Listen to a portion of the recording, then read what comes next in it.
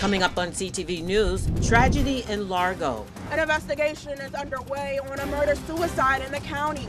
I'm Katara Jones. I'll have all the details coming up on CTV News. Plus, what's a Monday commute without a little snow? And we're back in the kitchen whipping up something sweet. Those stories and more here on CTV News.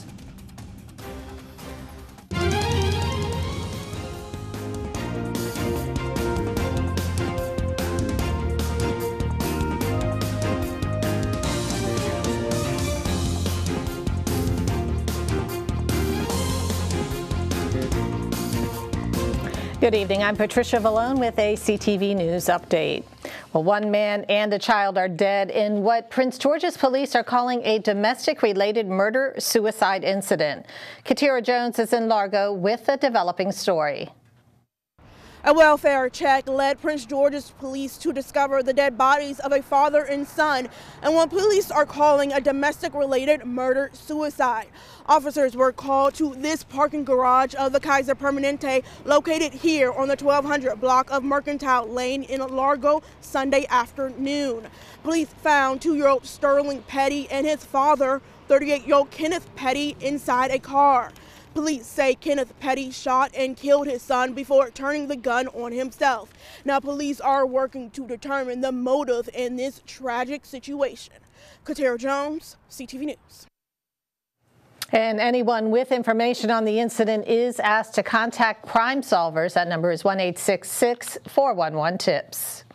Well, Prince George's police officer Michael Owen has pleaded not guilty in a federal fraud case.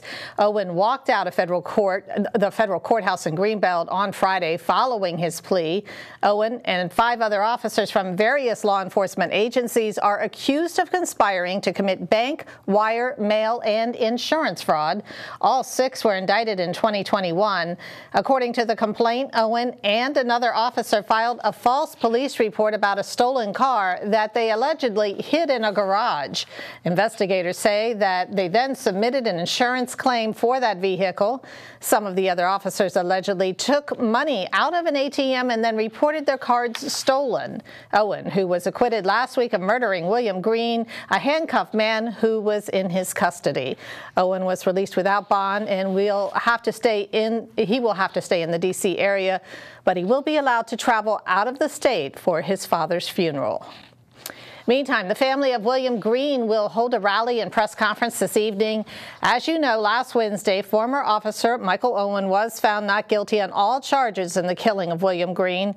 Family, friends, and criminal justice reform activists say they are rallying against what they call a grave miscarriage of justice. It was just mind-blowing. I couldn't believe, based on the evidence that we heard, especially from the experts, his own partner, the DNA lab experts, it was just unbelievable that they came up with a not guilty on any of the charges.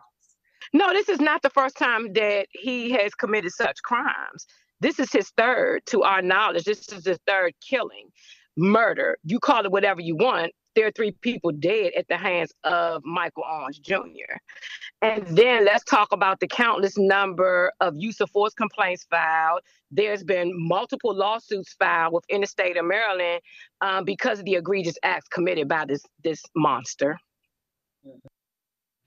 And the rally takes place this evening at the Prince George's County District Court beginning at 6 p.m. For more information, visit facebook.com/justice for William Green.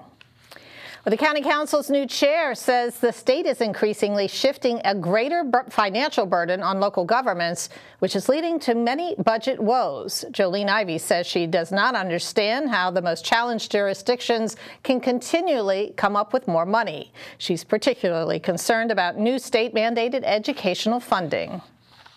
You know, when I look at the funding formulas that are required from the state, it's just going up exponentially every year. And while I certainly support the goals of what we're trying to do there, I don't see how we're going to be able to fulfill everything that's being asked of us. And Ivey says she hopes the Prince George's delegation finds a way to decrease the amount required by the county when it convenes in January 2024. Well, after a soaker of a Sunday, the first snow of the year hit the D.C. region this morning. The snow fell heavily at times through 4 a.m., accumulating mostly on grassy areas. Some locations in our area saw as much as 3 inches. Kids were also able to get some extra sleep as some school districts, including Prince George's, announced a 2-hour delay. After the U.S. Supreme Court lifted restrictions on carrying firearms in public places, Maryland lawmakers decided to shift their focus to holding gun manufacturers accountable. That, according to the Daily Record, it reports that some state legislators plan to focus on extending tort liability to the gun industry. Several states have already passed legislation that allows victims of gun violence to bring civil lawsuits against gun manufacturers.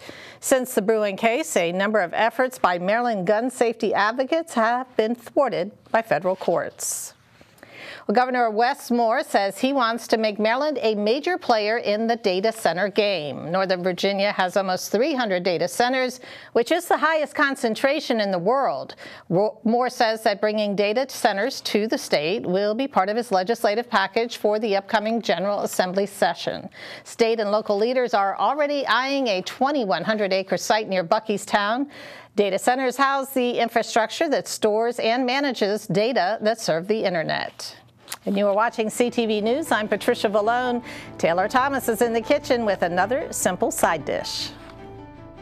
Looking for a special holiday side dish? Well, we've got the recipe for you coming up right here on CTV News.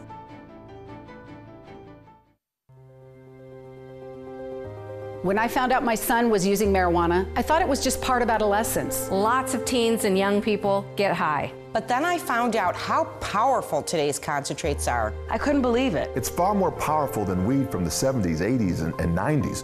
When teens use vapes or dabs, the potency can be 80 to 100% THC. THC can cause addiction, hallucinations, paranoia, anxiety, and cannabis-induced psychosis in youth. For teens and young adults, marijuana use comes with increased risks of suicidal thoughts, planning, and attempts. And these high THC products can be bought almost anywhere. From gas stations to dispensaries. I had no idea. Talk to your children well before they experiment with today's potent THC products. Get educated. Help them understand the dangers are real. Just Say No, KNOW. Go to justsayno.org today for the facts. CTV News was on the scene just hours ago while police responded to what they now have confirmed was a fatal shooting on Harry S. Truman Drive in Largo. Officers on the scene located an adult male suffering from gunshot wounds who was pronounced dead on the scene. A second adult male was shot and taken to an area hospital in stable condition.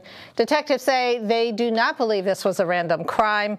Anyone with information is asked to contact Crime Solvers at 1-866-411-TIPS. Well, we're helping families with side dish ideas. Taylor Thomas is in the CTV kitchen with a local chef and a sweet potato recipe sure to be a holiday favorite.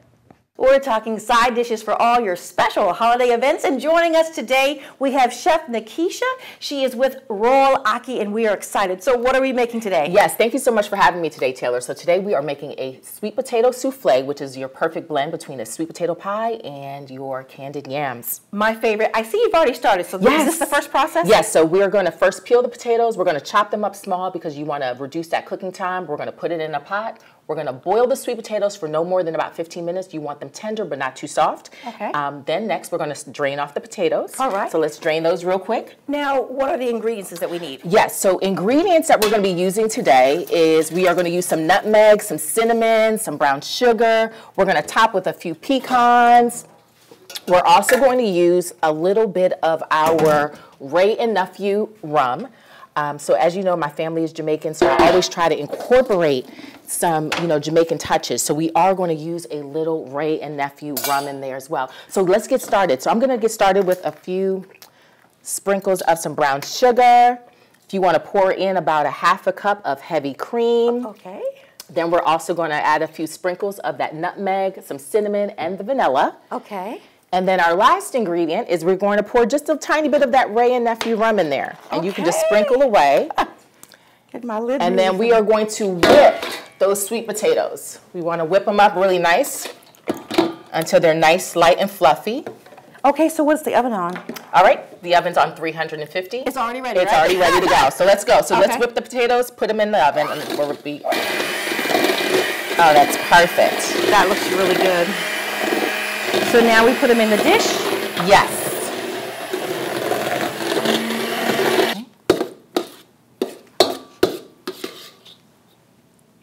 Let's put these in the dish here. To put in the oven, we're just going to add a few more sprinkles of that brown sugar on top, a little butter. I see my pecans. And some pecans. And now with the pecans, they are optional. If you don't want to do the nuts, you can eliminate. You can actually put in some marshmallows, and they'll be just as great. Okay, and we put this in the oven for how long? In the oven, no more than about 10 minutes, 15 minutes. You just want a nice golden crust on top, and then it's ready. Chef Nikisha, these look amazing. I'm going to sample this one. Yes. So 20-minute prep time, yes. 10-minute cook time. 10-minute cook time. Okay. You're delicious. Yes. You can really taste the rum. Yes, and the rum is actually optional. I just always try to incorporate that Jamaican touch in there. But yeah, you can leave the rum out if you like. I love it. Thank you, Chef Nikisha, for this wonderful recipe, sweet potato souffle, which you can find the recipe from Royal Aki on all of our CTV social media outlets. A new report shows that the expansion of health insurance has significantly reduced hospital costs in Maryland. According to Maryland Health Care for All, the report shows about $460 million in total savings. The group credits the savings to Medicaid expansion for Maryland residents and the Affordable Care Act. The report is expected to be presented to the Health and Government Operations Committee in the Maryland House of Delegates tomorrow at noon. Well, you may remember seeing these zebras that ran loose in Prince George's County in the fall of 2021 for more than 50 days. There they are. The owner, Jerry Holly, is an exotic animal breeder with a herd of about 40 zebras and other wildlife. He will now have to forfeit all of the animals in an agreement he made with the USDA. The agreement says he will need to sell, donate, or transfer ownership of the animals by mid-February. The 3 zebras that escaped in August 2021 were seen around Upper Marlboro for months. One was caught in an illegal trap and died. Holly was found not guilty on 3 charges of animal cruelty in October. Well, the Chesapeake Bay celebrates 40 years of restoration and conservation. Last Friday marked 4 decades of a partnership between bay bordering states, the Chesapeake Bay Commission, and the EPA. The initiative has grown since its inception to include all the states whose rivers drain into the estuary, as well as other nonprofit, university, and government partners. EPA Regional Director Adam Ortiz says at the time, the Clean Water Act wasn't moving fast enough to restore estuaries like the Chesapeake Bay. The bay was in serious decline in the 1980s. The crab population and the oyster population bottomed, was decimated, and a lot of watermen, their way of life was over. Now both of those fisheries are coming back. You know, we're eating crabs, as you know, and eating more oysters than we have in generations. So that's a big deal. So we're seeing a lot of ecological improvement, but it's still not moving fast enough because the population is still growing beyond previous expectations, and also climate change is playing a big role. With climate change, we're having more severe storms, so we're having more water flushing in and more pollutants flushing in faster than we expected, and also temperatures are changing. And stay tuned tomorrow. We'll hear more from Adam Ortiz about what's being done on the local level to preserve the waterway and its tributaries. Meantime, Maryland's Department of the Environment says you should be thinking twice about eating your local catch. Fish from waterways like the Anacostia River have been found to contain forever chemicals that can cause health issues. The department is advising against overconsumption of largemouth and smallmouth bass, sunfish, bluegill, and white perch. While you don't need to cut fish out of your diet completely, eating it in large amounts could increase the risk of illness. Well, some majors at the University of Maryland have declined in enrollment by more than 70% in the last decade, that according to an analysis from the Diamondback. The majors with the largest declines were anthropology and public health. 6 other majors saw enrollment declines of more than 50%, including arts and humanities programs like philosophy, Spanish, history, and English. Some UMD faculty say the decline reflects a national trend, with many students believing majoring in the arts will make it difficult to find a job. Well, Prince George's police are investigating a fatal pedestrian collision that happened over the weekend in an unincorporated section of Hyattsville. 59-year-old Andrea Heron was struck in the 5400 block of Landover Road just after 7 Saturday night. Heron was taken to a local hospital where he died hours later. Early investigations show that he was trying to cross the road when he was struck by a car. The driver did stay on the scene. Well, the Washington Commanders announced a move of sorts. The team says it's relocating its business operations from FedEx Field to the University of Maryland's Discovery District in Riverdale Park. The Commanders say the move will help the franchise meet greater demand for suites while expanding the team's footprint in Maryland.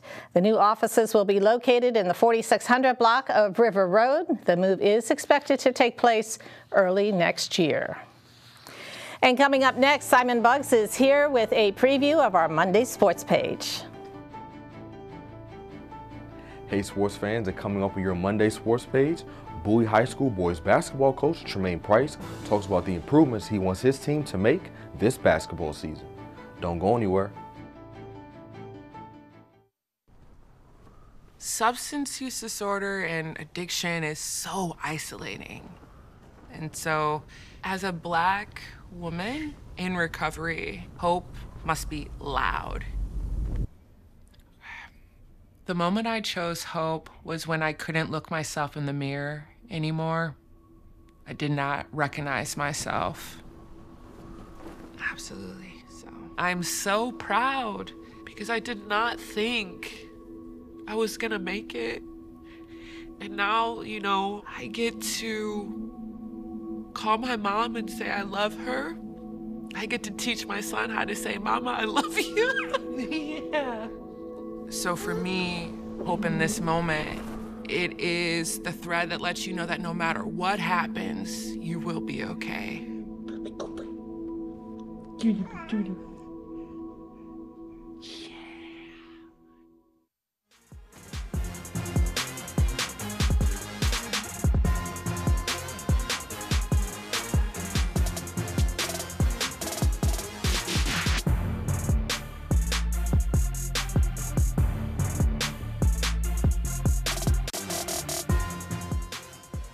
Okay everybody, it's time for your Monday sports page. We'll start with some high school basketball news. Chemistry can play a big part in a team's success throughout the year.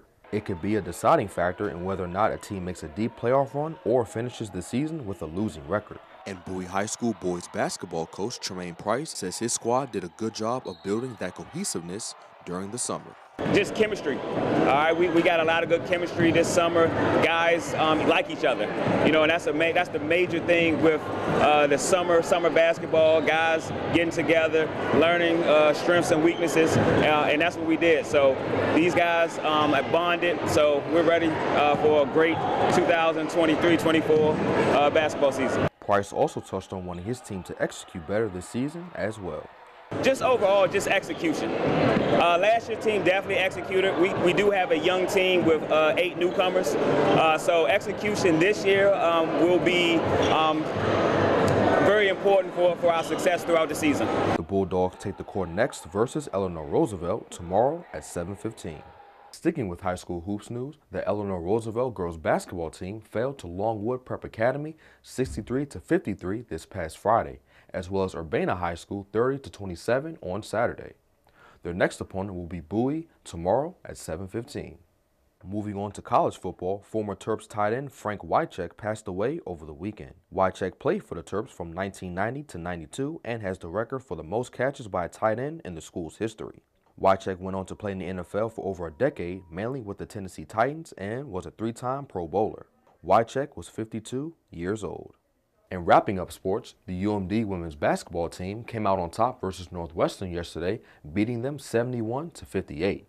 They will take the court next against Towson at home tomorrow at 11 o'clock. And that is your Monday sports page. Simon Buggs, CTV Sports. Thanks, Simon. And now we're going to get a quick check on our 3-day weather forecast. Tonight it will be clear and 27 degrees, and we have a sunny week ahead. Tuesday and Wednesday it'll be sunny and 46. Thursday, sunny again with a high of 42. That wraps up our CTV News Update. I'm Patricia Vallone. Join us again tomorrow for more local news. Have a great night.